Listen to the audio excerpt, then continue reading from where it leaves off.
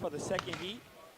Mr. Brown, the Okay. honors. Yes, we got Catherine Kisser, Sabrina Thurber, Bryn Bartlett, Madison Frucci, Lauren Aviez, Megan McCandless, Kara Nardone, Paige Kupski, Tori Martin, Jessica Manali, Haley Enderly, Alana Seso, Samantha Houghton, JuliaBounds, Lauren Jacob, Abigail Shoemaker, Maria Nasir, Gabrielle Van Dendries, Madison Disteroff, Catherine Copeland, Julia Haymock, Jamie Smith, Katie Adam, and Julia Vitella.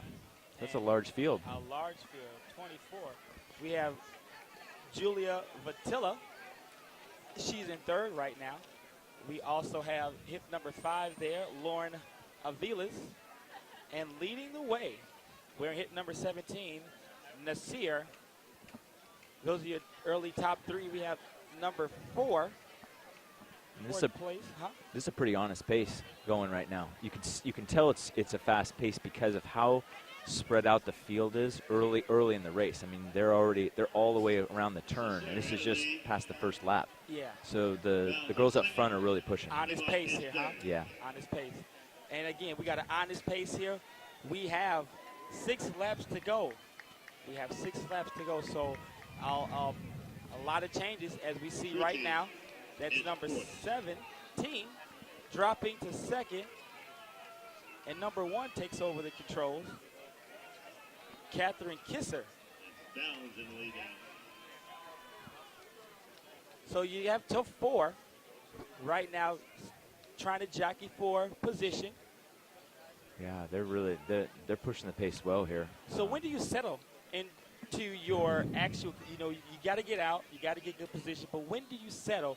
We're almost 2 laps into it. When do you settle? It's hard to say because, I mean, you look at the gallop in front, her form, she has a nice forward lean, and she's pushing still. So it's obviously, her coach has and her have come up with a strategy that she wants to get out and really challenge everyone to kind of stay with her. She's just saying, hey, if you want to win this race, you gotta come with me. You gotta sit as our great American distance runner Steve Prefontaine. If you're gonna win this race or beat me, you're gonna bleed. Yeah. So that is 14 in the lead. JuliaBounds. 17 is in second. Mariah Nasir. Hip number 4 is trying to battle with Nasir. Madison Fucci. And she will take over second. And number 21 in fourth right there, Julia Vitella. So now we have 4 vying for that top spot. This is the second heat. We normally know the second heat is a little faster. So I can say that whoever wins this race might be the national champion in the youth girls 3,000-meter run. Very good. So what did you think about the Olympics yesterday, the opening ceremony? Did you get a chance to see it? Yes, I did. Okay. Yeah. What did you think about when they did the rendition of, it escapes me right now. Bond? Oh, goodness. We'll come back to that in a second. But what did you think about I thought it was splendid. I thought they did a fantastic job, and it was a lot of fun to watch. It was neat to kind of see as they went through the history of England, and it's really a special part of the Olympics, I think, to the coming together of the nations, and the Olympics are just an outstanding thing that we have. And did you see the independent Olympic team? It was 3. They had the Walk of Nations, and then it was 3 independent athletes, and they were just having themselves a ball. They were all over the place. They was doing little gestures to the crowd. They were really having fun. That's cool. So we go back to the race, and we're looking. It's still number 14. It's JuliaBounds. Yeah, they're definitely battling up front. They are.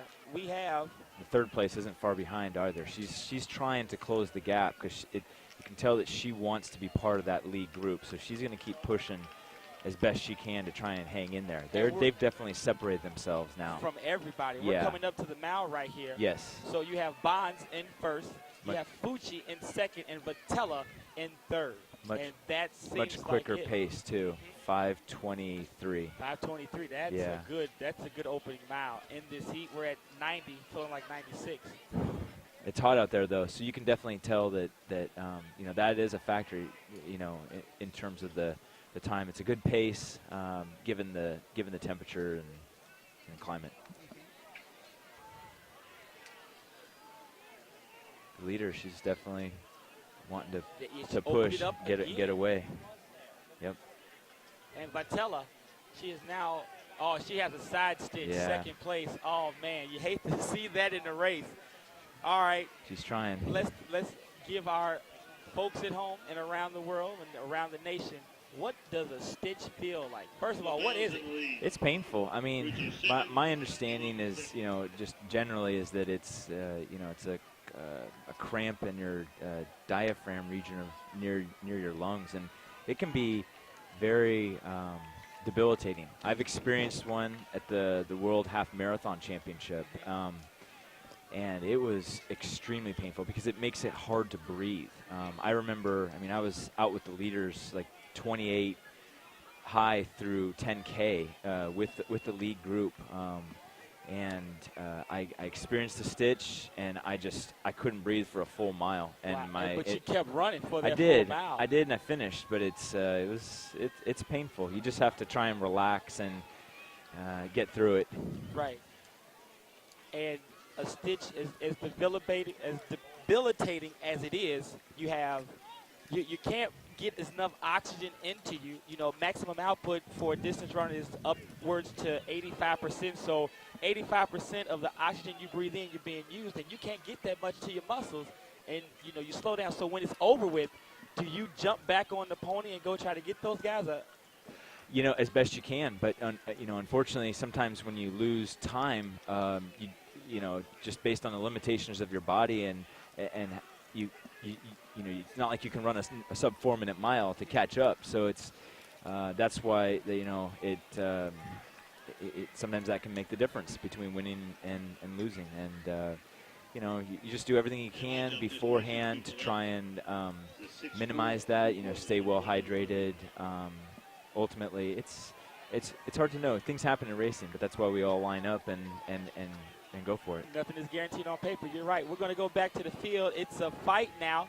We still have Bonds in front. Vitella has been running a really smart and patient race. Yes, she has. And a stitch is still overtaking our third place runner. She's hanging in there. Definitely. Oh, and the second place gal moved to the front. So she's going to push too. Vitella now, yeah, she's there. Fourth place runner.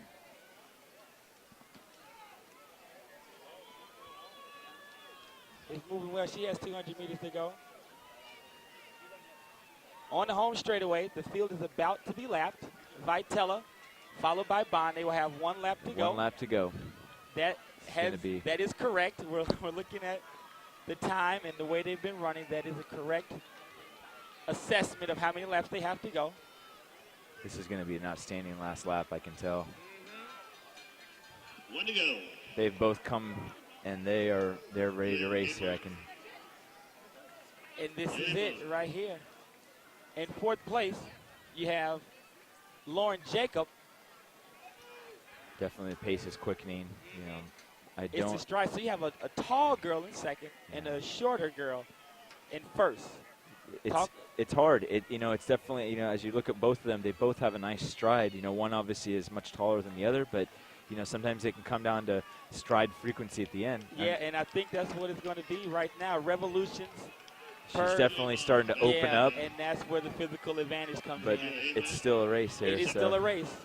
Vitella is not done yet. That's it. She's got the leader now. She's really pouring it on. So we are spinning out of the North Curve here in Baltimore for crowning the Youth Girls 3,000 meter champion. That's impressive. It is going to be JuliaBounds running away with it from Oak Hill Racing. So we're at 10-10. 10-10. Wow, it's very good. Nice run. In second will be Vitella. And in third, 10-18. we do have a switch. The Cramp just overtook our third place runner. She dropped to fourth. This is Lauren Jacob coming in third. And we're going to get the times on the board in just a few moments.